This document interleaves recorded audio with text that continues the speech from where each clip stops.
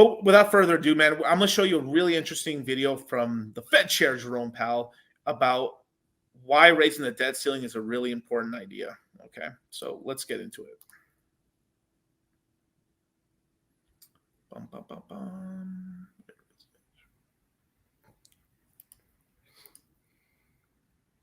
Okay.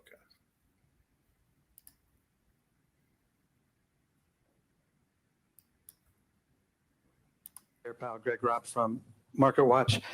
In the minutes of the December meeting, there was a couple sentences that struck people as important. When the committee said participants talked about this unwarranted easing of financial conditions was a risk, and it would make your life harder to bring inflation down. I haven't heard you talk much about that today or in the statement. So I was wondering, has that concern eased among members, or is that still something you're concerned about? Thank you. I would put it this way. It's something that we monitor carefully. Financial conditions didn't really change much from the December meeting to now. They mostly went sideways or up and down, but came out in roughly the same place. It's important that the markets do reflect the tightening that we're putting in place. As we've discussed a couple of times here, there's a difference in perspective by some market measures on how fast inflation will come down. We're just going to have to see. I'm not going to try to persuade people to have a different forecast. But our forecast is that it will take some time and some patience, and that we'll need to keep rates higher for longer. But we'll see. Can you pause it right there? Yeah. The one thing that's interesting when you look at the U.S. inflation rate chart, Right. It's, I think, what the last month it was at 5% for the previous month, right? If you look at, it's on a sell signal, meaning that inflation will continue to go down. It is in a downtrend, right? And then you look at, if you put on, I think it's the 200-month moving average plus Bollinger Bands. If you look at that, it's going to be really hard. Like there's a lot of resistance there's a lot of support basically at 4%. And the thing that was really interesting that I heard the other day was the CEO of BlackRock also made the point that it's going to be really hard to push inflation down below 4%. I just thought those two things lining up was very interesting, right? And the interesting part about that, right, is because I think after sometime in June or July, right, oh shit, we're continuing to raise rates. We're getting close to that limit you've been talking about, right?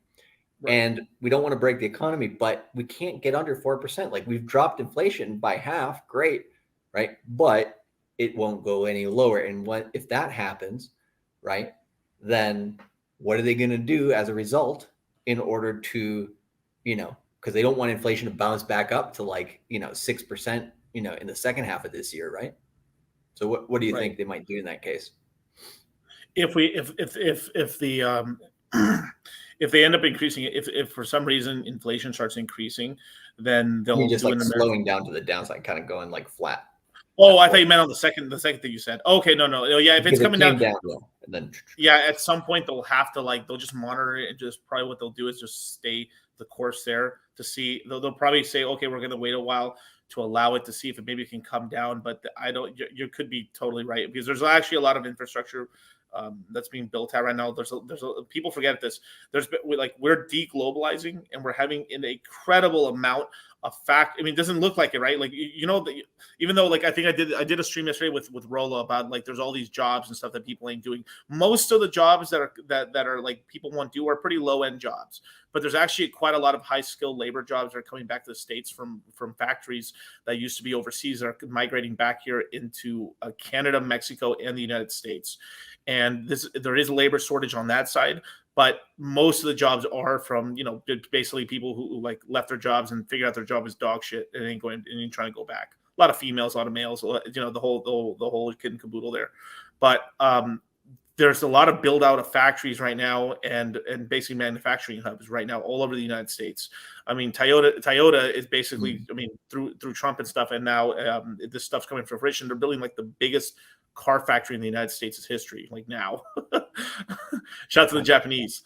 Yeah, pretty cool, right? And then that's not even talking about all the stuff with Tesla and stuff, who's also just building more and more things and stuff like that. So there's a lot of build out right now. And then anytime you have a lot of infrastructure build out, this is inflationary. but all this stuff is not enough for all the kind of fuckery they did with all the money printing. So there's good things that the healthy, natural American economy is doing, but there's still a lot of bad stuff that a lot of people did. I mean, there was a lot of money that was lent to people that shouldn't have had that money. That's where a lot of this inflation came from and stuff. And then, I mean, as he alluded kind of in the beginning of this video right here, he was pretty much saying, like, you know, he was basically saying, yeah, we're trying to hurt the price. We're in Fed talk, we're trying to hurt the prices of the market. Crypto crashed already, but now crypto's crashed, it's rebounded. There's no one levering anymore. And then on top of that,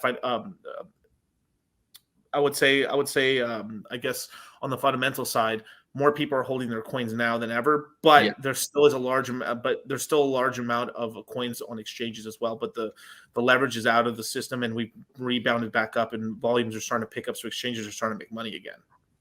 So overall, the crypto system is getting healthier and stronger. While one crash does not intrinsically fix the stock market or the real estate market. So, you know, it's that sort of thing right there, man. And shout out to Crypto Sloth. What's good, brother? Didn't even say Hedron once. Anyway, yeah, and right after this, I'll mention. Maybe we can mention it now because it's kind of an aside. But did you see the thing the executive order from the White House earlier today, which was basically saying if you have a good credit score above 740, you basically get screwed on future housing loans and mortgages, versus if you have bad credit, you're okay. And so, like, that's going to be good for the economy too, right? Well, basically, over the long term, right? What have we been saying on YouTube for a while now? We're getting sort of a weird, like, we're not getting inflation. We're in a stagflation, sort of like up and down muddy brackish water. Like they're doing positive things, and I mean that's not a positive thing, but it is positive for real estate. You like in the overall thing, you're letting a bunch of these people who aren't credit worthy get into the space. If you guys haven't seen the video, go check out the video I just did with the Tim Dillon reaction video. He literally talks about the real estate market quite a lot in there and what kind of happened. Shout out to all the Long Island brokers, people. But these it's kind of crazy. I thought about this until Tim Dillon said it, because he was in the industry.